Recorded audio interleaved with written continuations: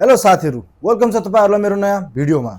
आज हामी कुरो गर्नेवाला छौं एउटा यस्तो देशभक्तको बारेमा जसको दिनदिनै नयाँ काण्ड आउने गर्छ, जसले मुखले बोलेको हो कि खोइ केले बोलेको मान्छेहरु थाहा पाउन प्राय कन्फ्युज नै हुने गर्छन्।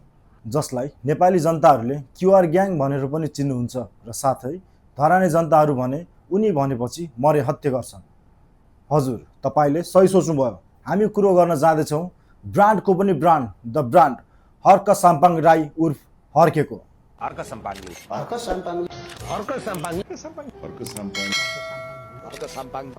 यहाँनिर नेपाल रहन्छ नि अनि मात्रै यहाँनिर परिवर्तन आउँछ।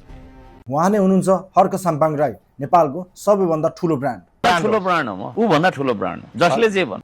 ओहो, ल अलिकति समाचारतिर गयो जस्तो लाग्यो है साथीहरु।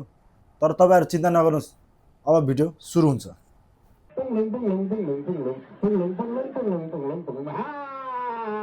तिमीहरुलाई चुनाव गरेर गठबन्धन गरेर तिमीहरुलाई मलाई त यो मान्छे आफैमा एउटा पागल जस्तो लाग्छ। खै किन अब उहाँको स्ट्याटसको बारेमा नै हेरौँ न।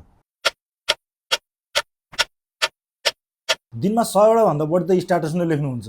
स्ट्याटस लेखेर पनि हात पनि कहिले नथाक्ने हो कि के हो?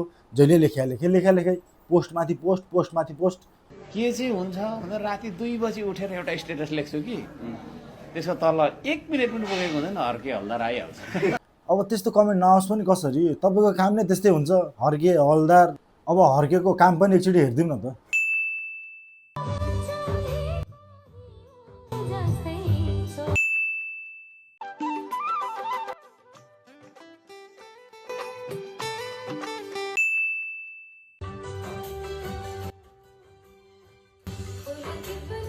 यति मात्रै हैन, उहाँसँग अरु पनि यस्ता धेरै कलाहरु छन्, जस्तै कि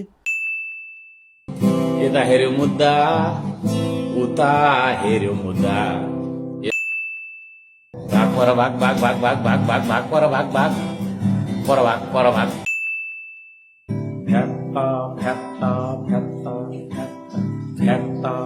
यति देख्दाखेरि चाहिँ म चाहिँ के भन्छु भने, हर्क दाइ तपाई गलत प्रोफेसनमा हुनुभयो।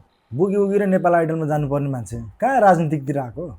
त्यस्ता नाथे फेरि मैले भन्दैछु त यो शब्द चाहिँ हर्क दाइको थेगो जस्तै हो। ए त्यस्ता नाथे यस्ता नाथे अब यस्ता नाथे त्यस्ता नाथे त हर्क दाइले भनिरहनु हुन्छ। अब अरु पनि हेरौँ न। यो छाता ओढाको आफै यस्ता नाथे गर्ने यस्ता नाथे गर्ने उता लानु। हाम्रो माननीय हर्के दाइले चाहिँ गर्मी नै लाग्दैन। होइन होला के हो? लास्टै गरी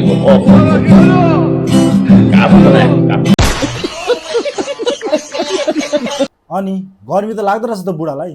अनि किन त्यस्ता नाथे गर्मी भन्दै नाटक देखाउनु पर्यो? बुढा पनि अलि चटकी नै छन्। अब हर्क दाइको 2 जिब्रे कुरो सुनौँ है एकचोटि। चुनाव अगाडि त तपाई मै प्रधानमन्त्री बन्छु भन्नुहुन्थ्यो, अब के भन्नुहुन्छ? म प्रधानमन्त्री बन्छु भनेर कहिले आएको थिएँ? अब गुइठेलाई यादै छैन ऊ प्रधानमन्त्री बन्छु भनेर कहिले आएको भनेर। त्यही भएर त मैले 2 जिब्रे भनेको नि। यो देशको प्रधानमन्त्री म बन्छु। म प्रधानमन्त्री भए त चुनाव पछाडि त मै हो प्रधानमन्त्री। तपाई हो प्रधानमन्त्री बन्ने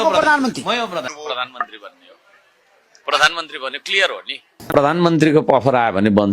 अहिले चाहिँ के याद आयो कि प्रधानमन्त्री कहिले बन्छु भनेको थियो भनेर?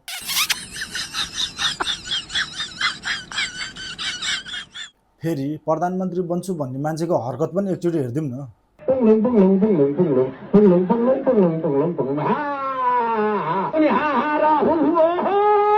किन करा होला यो बुढा त्यतिकै? तपाईहरुलाई थाहा छ यो आवाज अहिले पनि मान्छेहरु आफ्नो खेतको चरा धपाउनको लागि प्रयोग गर्छन्।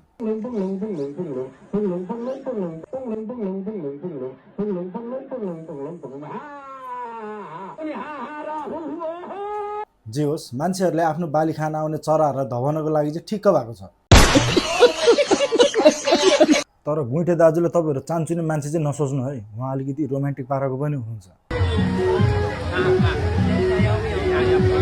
बेला बेलामा टुच्चो गइहाल्छ 3 पानी, फेरि 3 पानी खाएपछि मान्छे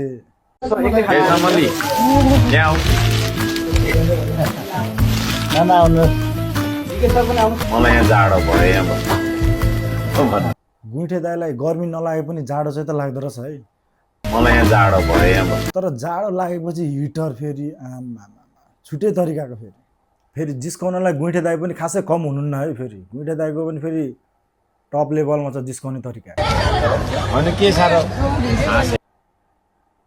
फेरि एकचोटि हेर्नु न।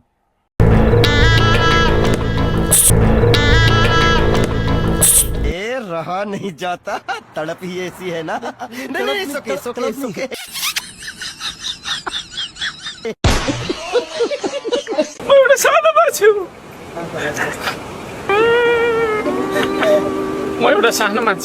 ओहो गुइठे दाई नरुनु नरुनु, सबैले तपाईँलाई गुइठे हर्के हलदार भनेर रुनु भएको हो कि हो?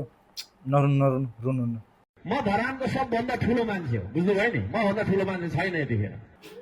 मतलब घमण्ड चाहिँ कहिले पनि नछोड्ने हो होइन, कहिले पनि नछोड्ने। कहिले म सानो मान्छे हो, कहिले म ठुलो मान्छे हो, के भन्न चाहिँ के खोजेको हो?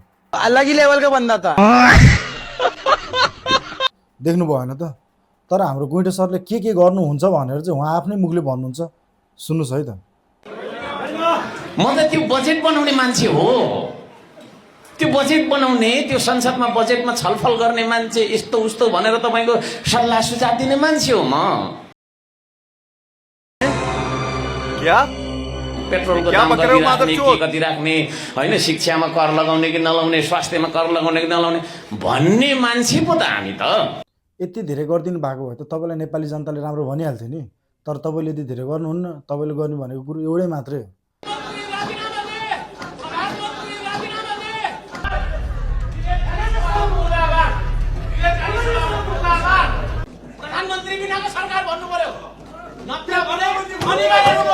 वास्तवमा हाम्रो गुइठे दाई चाहिँ श्रम पिताको नामले पनि चिन्नुहुन्छ। गुइठे दाईले धेरै मान्छेहरू गोटाएर कडा परिश्रम गरेर धेरै दुःखले एउटा बलियो बाँसको पुल बनाउनु भएको थियो। तर दुर्भाग्यवश एक दिन भूत्रों को देश भाड़ में जाए जनता, भूत्रों को देश भाड़ में जाए जनता। त्यो पुललाई निर्दयी बाढीले बगाएर लग्यो। तर यसमा बाढीको चाहिँ केही पनि दोष छैन है, किनकि बाढीले त आफ्नो काम गरि नै हाल्छ। दोष चाहिँ मलाई श्रमदाताहरूको चाहिँ अलिअलि लाग्छ है। किनभने खोलामा बाँसको पुल त टिक्दैन नि त। बाँसको पुल लगाएर खोलामा कति जेलसम्म चाहिँ बाँसको पुलमा हिँड्ने हो र मान्छेहरू? बाँसको पुल त एक दिन बगाएर लगिहाल्छ नि। अब श्रमदानकै कुरो गर्ने हो भने गुइठेको आसेपासेहरू पनि के कम छन् र? उनीहरूको पनि एकचोटि हेरिहालौँ न चर्तीकला।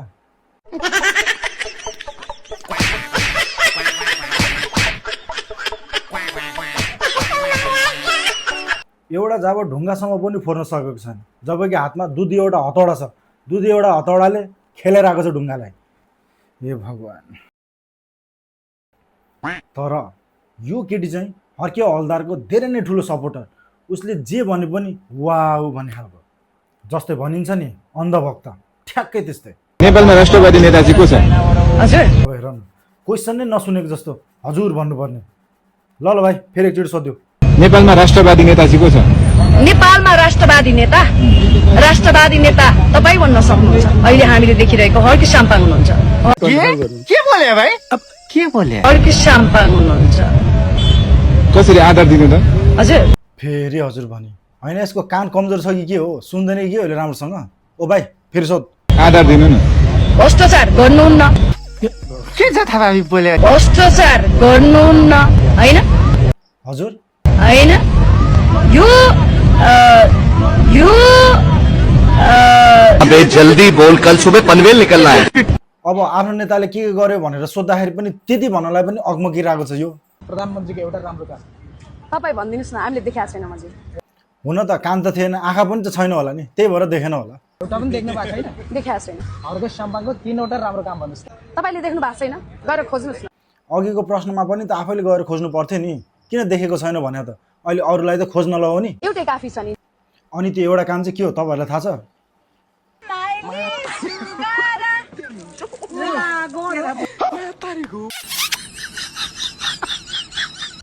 यो त भयो सपोर्टर नम्बर 1। अब सपोर्टर नम्बर 2 को पनि कुरो सुनौँ न एकचोटि। अहिले नेपालमा कम्तीमा गाई र गोरुलाई मात्रै प्रयोग गर्न सकियो भने नेपालमा करोडौँ रुपियाँ राजस्व चाहिँ सङ्कलन हुन्छ। त्यसले गर्दाखेरि देशमा चाहिँ अर्थतन्त्रमा विकास हुन्छ। अब यो पागललाई के भन्ने? गाईको मासु बेचेर देशमा अर्थतन्त्र बढाउँछु भन्छ। यसलाई थाहा छैन गाई भनेको हाम्रो राष्ट्रिय जनावर हो। गाईलाई हामी पूजा गर्छौँ, गाईलाई हामीले आमा सम्मान मान्छौँ। यो कस्तो अर्थ पागल, ए भगवान। हुन त जस्तो नेता त्यस्तै कार्यकर्ता हो। नाम मेरो हर्के, आँखा कर्के कर्के, नक्कली माओवादी बनेर वाइसिएल देख्दा तर्के, टुङलुङ टुङलुङ चन्दा लुट्दा कम्मर पनि मर्के, नेपाल बस्न गाह्रो भयो मङ्गोलियातिर फर्के।